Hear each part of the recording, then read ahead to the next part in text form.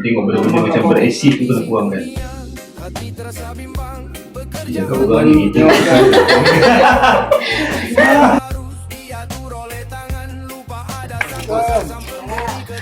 saraf tu dia ada satu badan kita ni bila kita jalan kan, kalau terlalu berat kaki kita tak boleh tampung tu yang saraf tu dia macam dia stres. Dia stres. Dia dah tu dah Bang badan Sebab tak badan dia ada tak boleh nak imbang.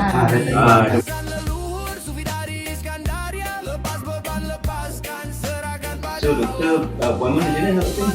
yang ini nak jumpa doktor untuk ambil darah itu, ambil darah nak untuk tak usia darah tu.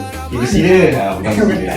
Ada orang dia pegang tayar ni dah kotor tangan dia kata. Memanglah pegang tayar dia kotor tangan. Ni bukan besi ni besi. Dia besi ni. Dalam besi. Time ada orang tolak tak apalah.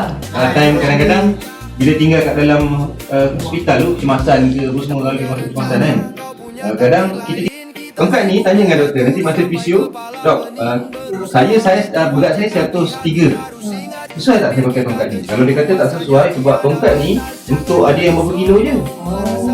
Sebab kalau tak nanti dia punya ni sakit. Maknanya dia tongkat yang besar, 4 segi lah. Yes, dia ada satu lagi yang 4. Yang 4. Dia kaki 4.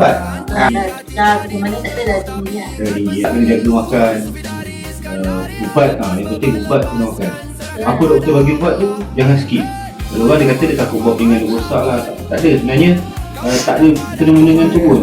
Tapi benda tu dia orang dah dia orang dah letak dalam trend tu kan. Dia memang kapal-kapal yang daripada ubat tu makan je. Sebab bila doktor bagi ubat tu memang kena makan.